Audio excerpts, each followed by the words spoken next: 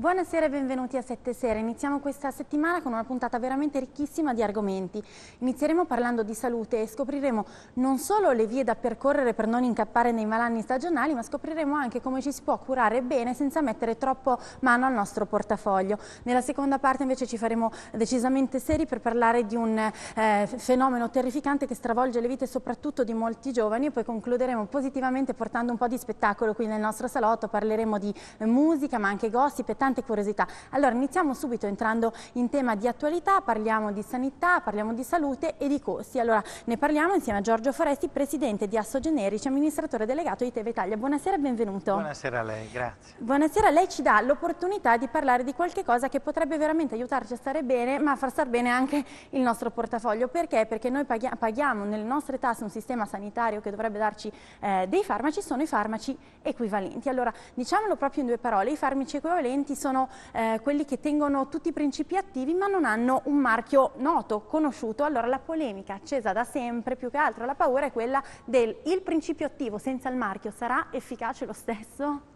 È un problema che ci portiamo dietro da circa 12 anni, da quando i generici sono arrivati in Italia, gli equivalenti come qualcuno preferisce chiamarli. Certamente il farmaco, perché sia farmaco, deve avere un'efficacia, deve funzionare, e il farmaco equivalente è esattamente un farmaco a tutti gli effetti, perché per essere immesso in commercio deve garantire la stessa efficacia, la stessa sicurezza e la stessa qualità del prodotto a cui si riferisce.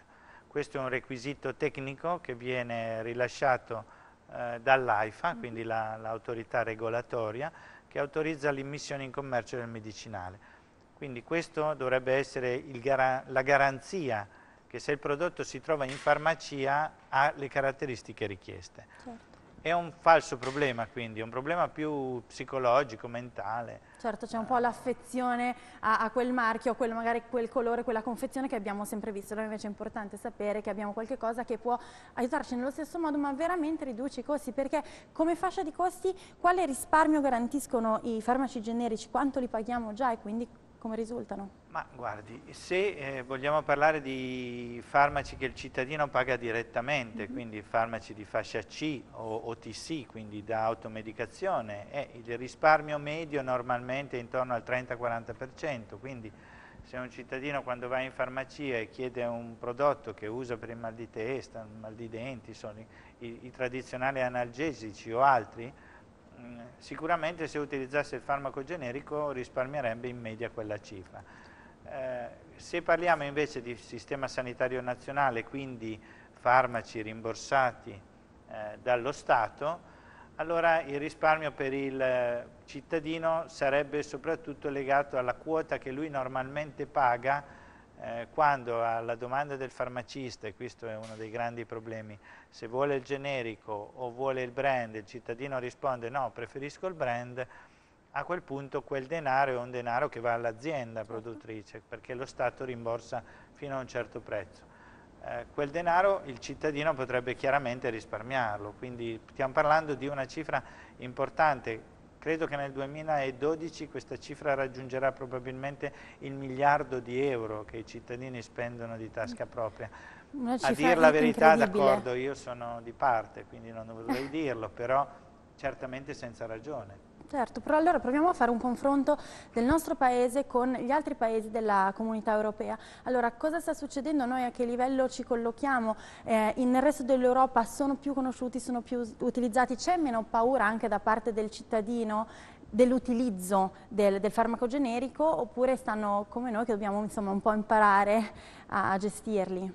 Ma il problema della paura da parte del cittadino del farmaco generico è un problema prettamente italiano. Direi che ci sono stati dei casi inizialmente simili, forse un pochino in Francia o in Spagna, ma certamente non come in Italia.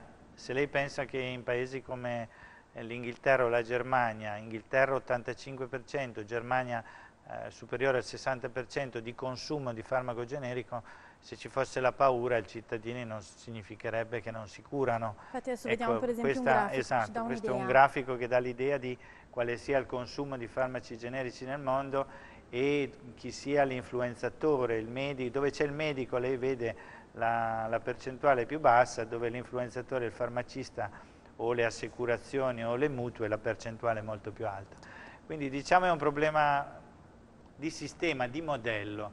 Non si è parlato di farmaco generico, il medico non l'ha sponsorizzato verso il cittadino, le istituzioni ne hanno parlato unicamente come un sistema per risparmiare soldi e invece non sono riusciti a far capire ai cittadini che non è attraverso il farmaco generico che si risparmiano soldi e attraverso il farmaco generico che si possono avere i soldi per investire sui farmaci nuovi. Certo.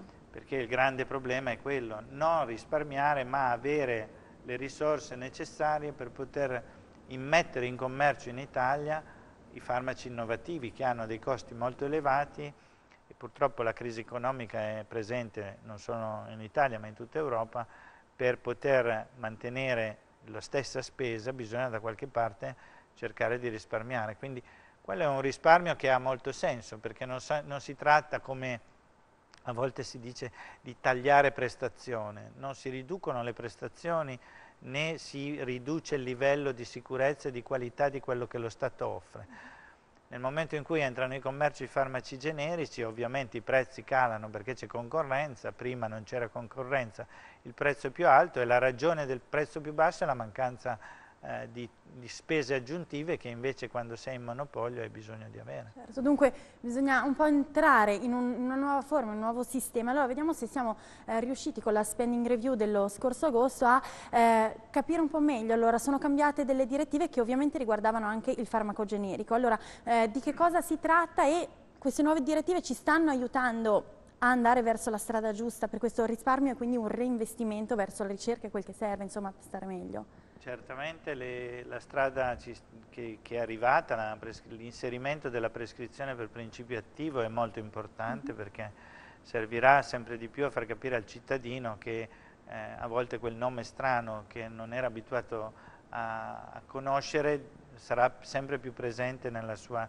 ricetta. Dal fatto che scriverlo in ricetta si trasformi automaticamente in una maggior diffusione del farmaco generico, questo c'è ancora tanta strada, perché noi abbiamo già i primi dati relativi ai mesi di settembre e ottobre dell'entrata in vigore della norma e il cambiamento è il minimo, non si percepisce, ma è ovvio perché è un cambiamento, come dicevo prima, culturale. Certo.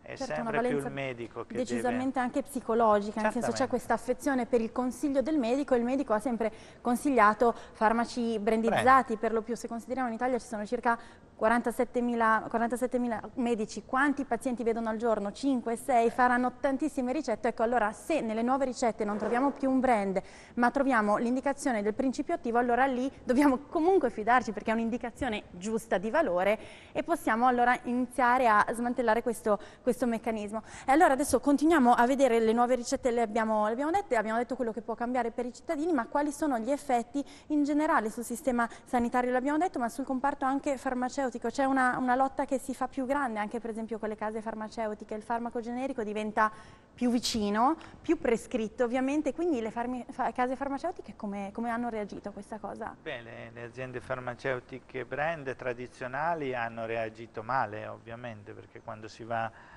a toccare rendite di posizione e quindi guadagni ovviamente non si è contenti. Direi che però il problema è un falso problema, di nuovo, perché il problema dei farmaci brandizzati, diciamo a nome di fantasia, non è l'arrivo della concorrenza del generico, perché in tutta Europa il problema non è esistito, quindi è un falso problema. Il fatto che si aumenti la quantità di farmaco generico dovrebbe essere bilanciato da un maggiore sviluppo del mercato dei farmaci innovativi, quindi certo. se si perde mercato attraverso prodotti che sono oramai tra virgolette vecchiotti, quindi anche abbastanza utilizzati nell'opinione pubblica, che hanno già dimostrato di avere una grande valenza e invece ci fossero da lanciare prodotti nuovi, questo bilancerebbe. E questo è quello che succede un po' in tutta Europa. In Italia meno, perché purtroppo in Italia i prodotti innovativi sono meno. L'Italia è un paese che è cresciuto molto in passato con diciamo una tipologia di mercato diverso, basato più sul co-marketing che sul lancio di prodotti singoli innovativi e quindi questa carenza di nuovi prodotti si trasforma in una riduzione dei fatturati. Certo, questo è un problema che deve essere affrontato. Assolutamente, allora io la ringrazio, abbiamo ancora solo un minutino, lo dedicherei di nuovo proprio a un dialogo diretto al cittadino. Allora abbiamo detto il principio attivo è quello che aiuta, è quello che fa.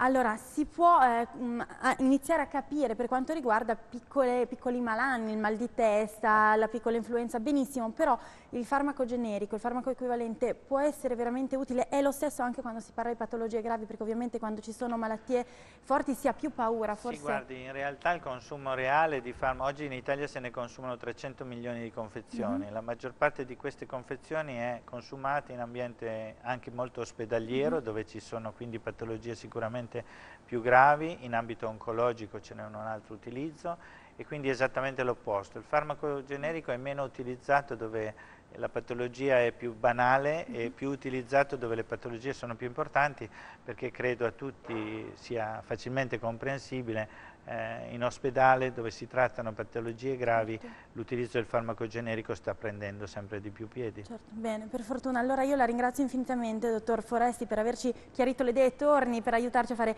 questo percorso nel nostro sistema sanitario insieme. Adesso, grazie infinite, adesso un pochino di pubblicità, però restate con noi perché parliamo di influenza, ma soprattutto parliamo di come si può combatterla. A tra poco.